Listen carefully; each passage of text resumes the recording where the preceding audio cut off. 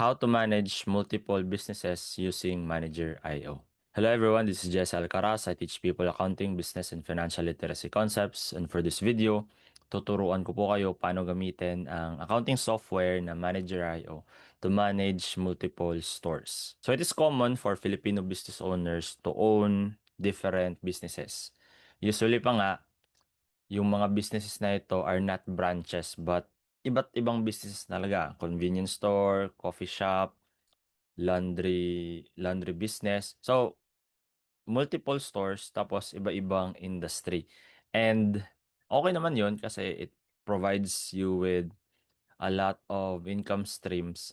But one of the challenging part is to monitor the profitability of each business. Kasi ang nangyayari is yung pera ng isang store napupunta sa another store na kailangan ng funds and kung sino yung may sobra kukunin na naman and basically it's juggling different funds from different stores. So hindi mo na mamo-monitor sino ba talaga yung pinaka-profitable and at the same time yung pera mo hindi mo na rin alam kung saan galing at saan napunta.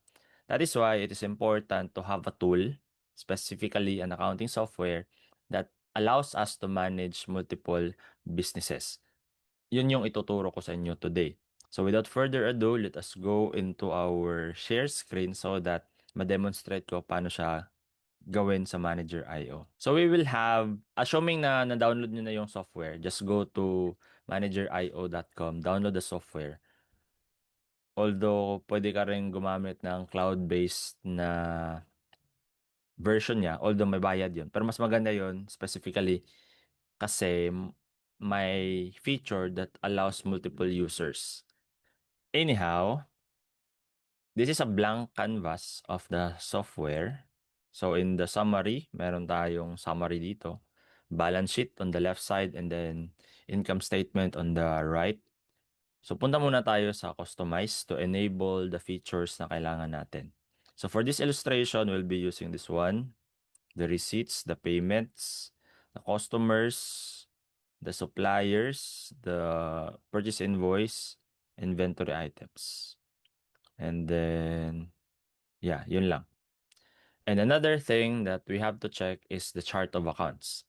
Sa chart of accounts kasi natin makikita at malalagay din yung mga accounts na gagamitin natin for our business. When I say accounts, this represents the name of the accounts na gagamitin natin sa mga transactions.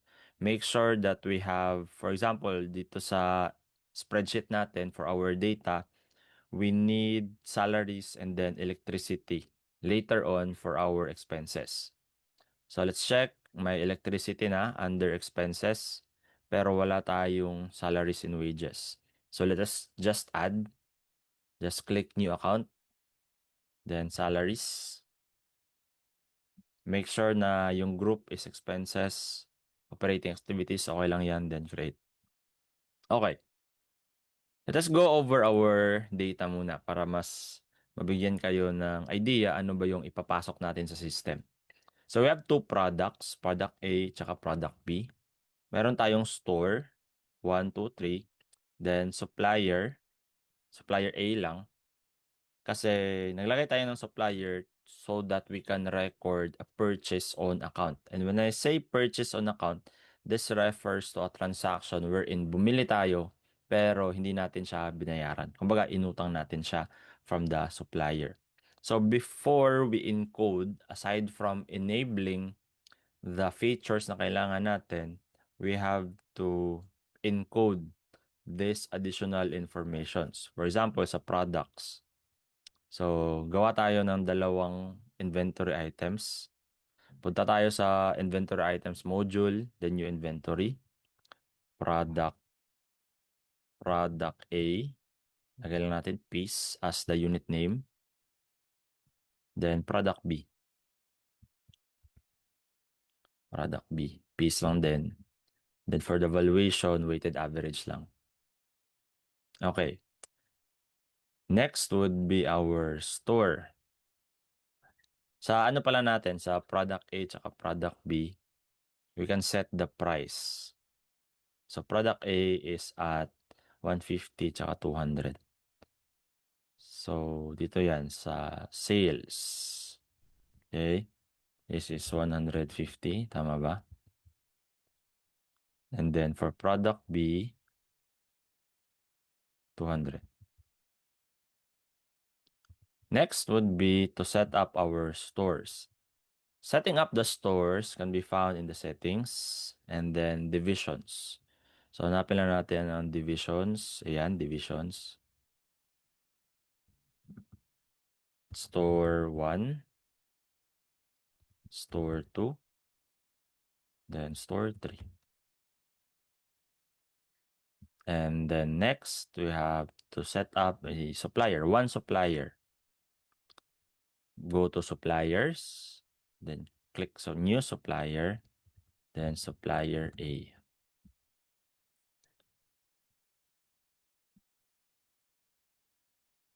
Great. Okay.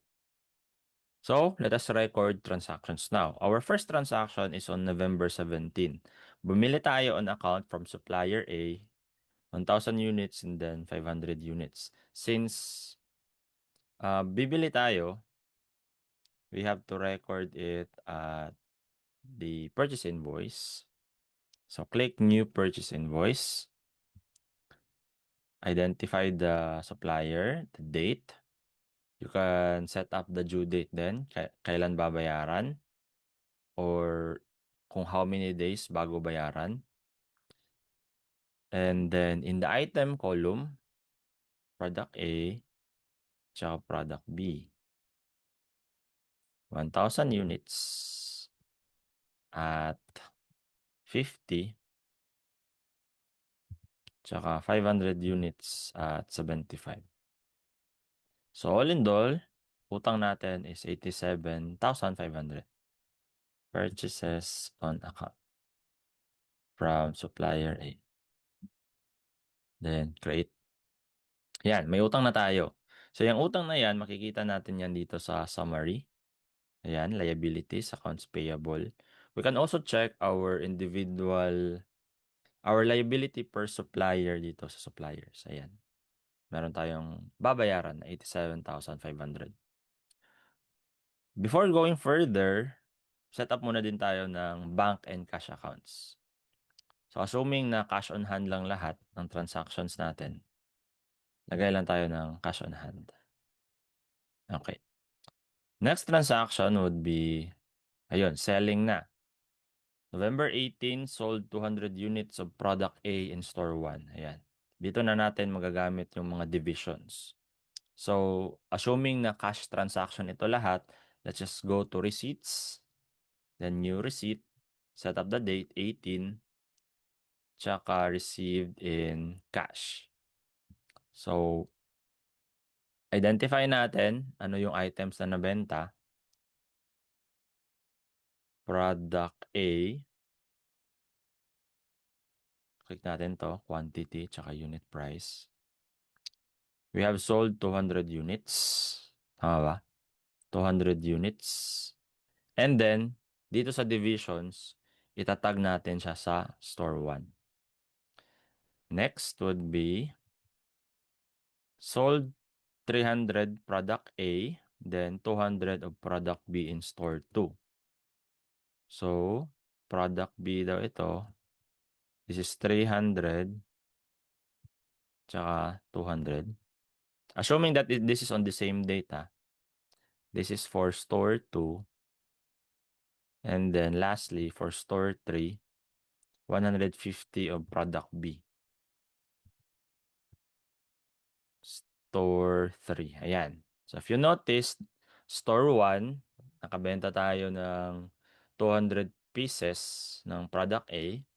For store 2, 300 tsaka 200. And then, for store 3, 150 of product B. So, sales for the day. Yeah. So, save natin. So, what will happen now to our summary is that madadagdagan ng pera, yung cash natin, 145. Saan galing? Sa sale. Okay? Dito sa sales for the day natin. And then, at the same time, aside from receiving money, we have i-sale na rin sa profit and loss natin, 145. And kung napansin nyo, wala pang cost of goods sold dyan. Bakit walang cost of goods sold? Kasi we have to go to inventory and then click this button, recalculate. Recalculate, apply changes. Okay. So after clicking that, mag-update na yung system and lalabas na yung cost of goods sold.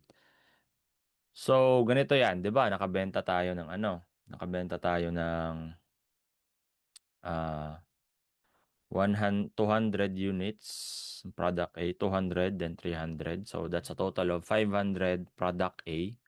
And then take note, yung bili natin sa product A is 50. So, 50 times 500 units, 50 ba or 75? 50. So, 25 yan for yung cost of sales for product A. And then, for product B naman, 350 times 75.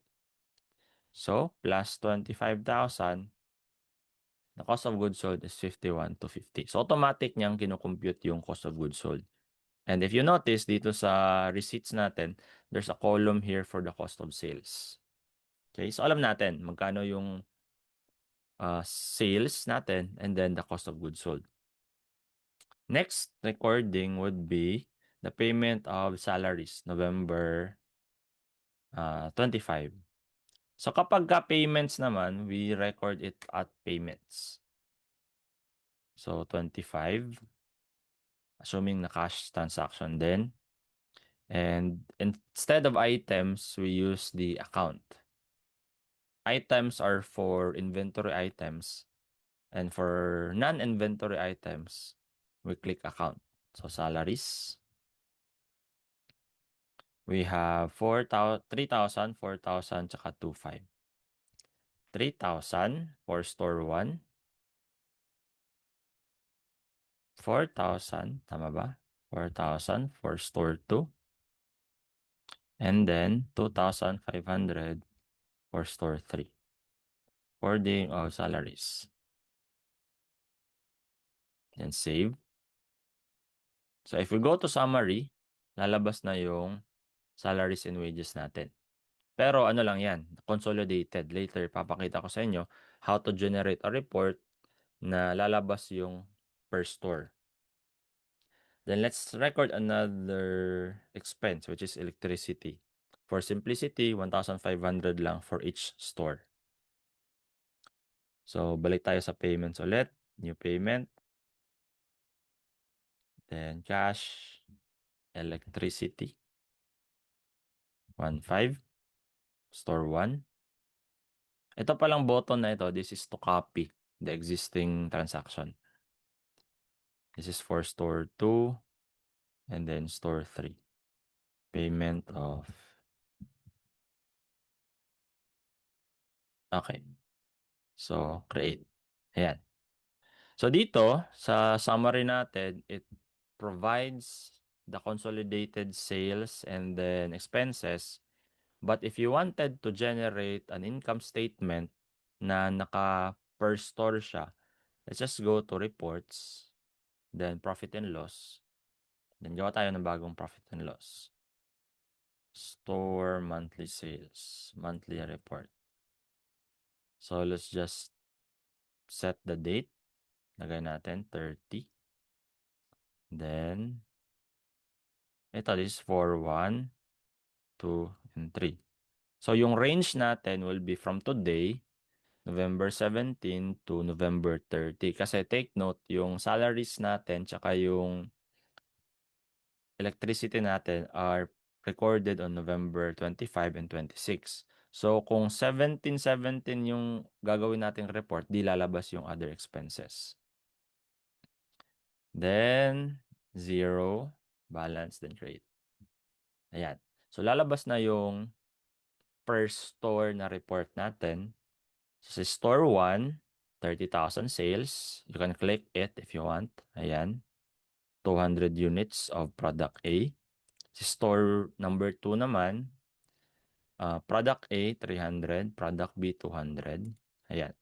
Then electricity, the cost of sale or the cost of goods sold, and then the salaries. So basically, kapag ganito yung monitoring mo for multiple stores, alam na alam mo ano yung store na kumikita and ano din yung store na nalulugi. And if you go to our bank and cash accounts, we have a total of 131,000 pesos. Bakit 131? Kasi nakabenta tayo ng 145 and then may binayaran tayong 95 and 45. And then, if you go to summary, aside from having a 131,000 pesos cash, makikita mo din dito na, oy, may utang ka pa pala na 87,500. So, at this point of time, you will be informed, okay? Hindi ka mapupunta dun sa conclusion na, okay, meron akong 131,000 pesos to spend. No. Bakit? Kasi alam na alam mo na may payable ka pa na 87.